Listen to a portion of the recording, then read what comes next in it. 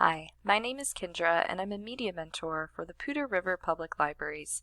In today's tech tip, I'm going to demonstrate how to download the Libby app, set up an account, and check out ebooks and audiobooks. Let's get started.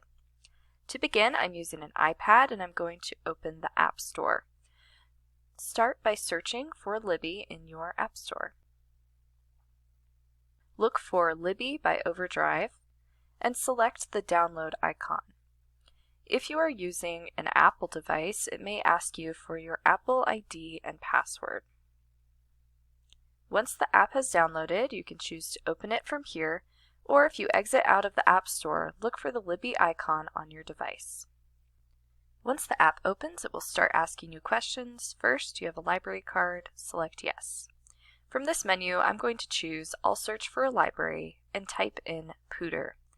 As you type in the search bar, it will start populating results. Once you see Poudre River Public Library District, select that. Now you'll need to confirm that you do have a library card with Poudre River, so select Poudre River Library District. Type in your library card number and select Sign In. Now the Libby app is going to populate a little library card for you. You can choose to rename card. If you are going to be using more than one library card in your app, this is a good way to keep track of what account you're using. Now I'm going to select Next, and it will drop me into the library section of the Libby app where I can browse and look for items to check out. I'm going to scroll down and choose Available Books. If an item is available, you will see the word Borrow next to it. So I'm going to scroll down here and choose Borrow next to one of the titles. Now it's going to default to 21 days for checkout. If I tap on this number, I can choose a shorter time period if I'd like to do so. Once I'm all set, I can select Borrow.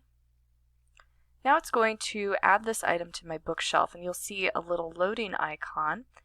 Once that changes to a check mark, it means that the item is all set. Now if I back out of here, I can see that for that item it says on your loan shelf above the title.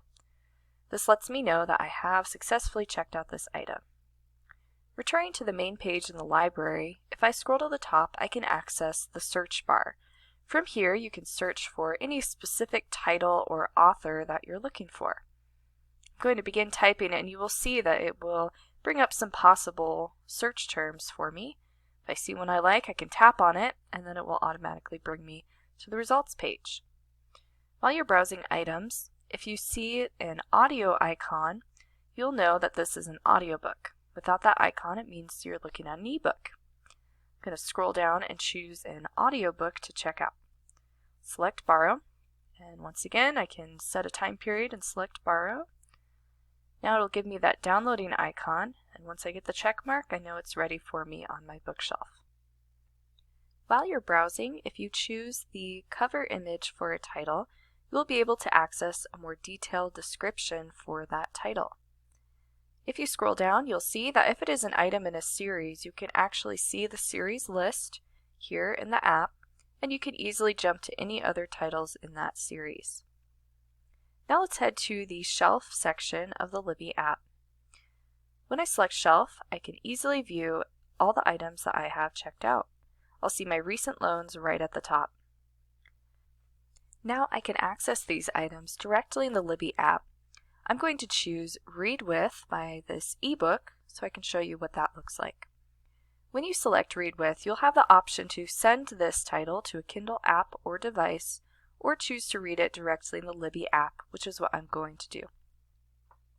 Once you select Libby, it will begin loading the title. To navigate through the ebook, just swipe to turn pages. If there is a page that you would like to easily be able to jump back to, you can add a bookmark by tapping in the upper right corner. A bookmark icon will appear. If you tap in the middle of your page, you can see additional menu options. In the upper right corner, if you tap on this icon, you can view all bookmarks you have placed in the book. You can easily jump back to these marked places from this menu. However, keep in mind the Libby app will remember where you left off reading, so you don't have to add bookmarks. If you select the magnifying glass, you'll be taken to a search bar where you can search for something specific within the book. If you select the font option, you can customize your reading experience. You can change the size of the text and make it smaller or larger, and you can change the brightness options. If you scroll down, you'll see some additional options for customizing your reading experience. Along the bottom of the page, there is a scroll bar that if you hold and drag, you can jump to specific pages within the book.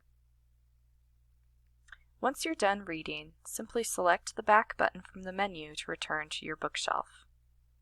If you've completed a title and you're ready to return it, you can do so by selecting Manage Loan next to that title.